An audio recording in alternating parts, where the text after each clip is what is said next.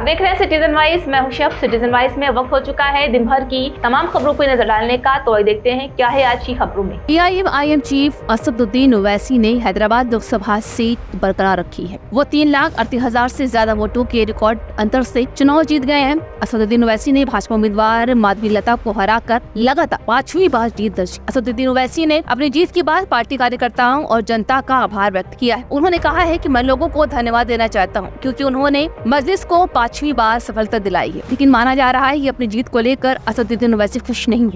Type की campaigning देखी गई, क्या कहना? नहीं, ऐसा कोई हाई वोल्टेज कैंपेन नहीं था। कैंपेन था, नॉर्मल कैंपेन था, मगर बीजेपी की तरफ से जो तरीक़ेकार अपनाया गया था कैंपेन का, वो बड़ा ही गलत था, वल्गर था, कम्युनलिज्म को प्रमोट कर रहा था। और इसीलिए हैदराबाद की जनता ने एक तारीख़ी वर्डिक्ट बीजेपी के ख़िलाफ़ दिया है कि 3,37,000 की मेजॉरिटी से यहाँ पर बीजेपी को शिकस्त हुई। तो यही इनका कैंपेन, चाहे वो प्रधानमंत्री का कैंपेन रहा हो या मुकामी बीजेपी का रहा हो, उसको हैदराबाद की आवाम ने रिजेक्ट किया। मैं शुरू से कह रहा था कि ये कैंपेन नहीं चलेगा, क्योंकि अब पॉलिटिकल डिफरेंसेस ज़रूर हैं और रहेंगे, मगर अगर आप शहर के अमन को बिगाड़ने के लिए और नफ़रत की दीवारों का इजाफा करेंगे तो आवाम उसको रिजेक्ट करी, और वही हुआ। सर, जो पूरे देश भर में अखिल भारतीय स्तर पे जो रिज़ल्ट आए, जो दिख रहा है, जो सियासी सूरत हाल बनी है, उस पर आपका क्या प्रतिक्रिया है? क्योंकि बीजेपी 400 पार की बात कर रही थी, लेकिन वो उन्हें हासिल नहीं हुआ।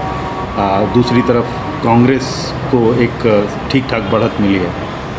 नहीं, 10 साल से बीजेपी की सरकार है, और ख़ास तौर से पिछले 5 साल में 2019 से 2024 तक जो बीजेपी की हुकूमत के नाकारकर्दगी, उनके गलत फ़ैसले, अवाम दुश्मन फ़ैसले, किसानों को तंग करना, नौजवानों को रोज़गार से महरूम कर देना, महंगाई को कंट्रोल नहीं करना, चीन जो हमारी ज़मीन पे कब्ज़ा करके बैठा है उस पर आंखें बंद कर लेना, तो ये ऐसी चीज़ें थी जो आवाम में चल रहा था इसके सिलसिला। और फिर 400 का नारा देने के बाद संविधान को ख़तरा, और ये बात आवाम में चले गई। ख़ास तौर से जो लोग बाबा साहब अम्बेडकर से मोहब्बत करने वाले हैं, संविधान के ऊपर नाज करने वाले हैं, तो ये सब चीज़ें उनके लिए महंगी पड़ी हैं।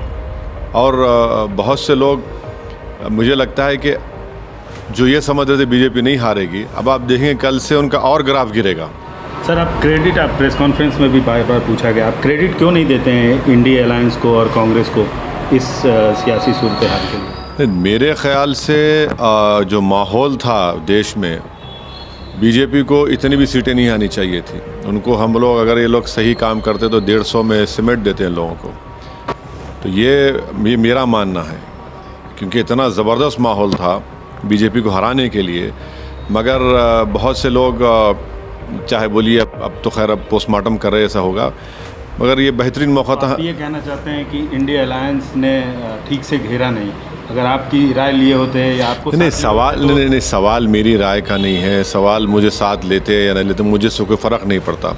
मगर एक बनाया माहौल था, बीजेपी को सरकार नहीं बनाने से हम रोक सकते थे, और जनता भी चाह रही थी, तो शायद उसमें हम लोग नाकाम साबित हुए। मगर अब हमको तो ब्लेम नहीं कर सकते आप। एक बात साबित हो गई कि इस देश में कभी मुस्लिम वोट बैंक नहीं था, ना कभी रहे। तो थी आज की अहम खबर। ताज़ा खबरों के अपडेट के लिए जुड़े रहिए हमारे साथ सिटीजन वाइज पर। हमारे चैनल को लाइक, शेयर और सब्सक्राइब करना ना भूलें।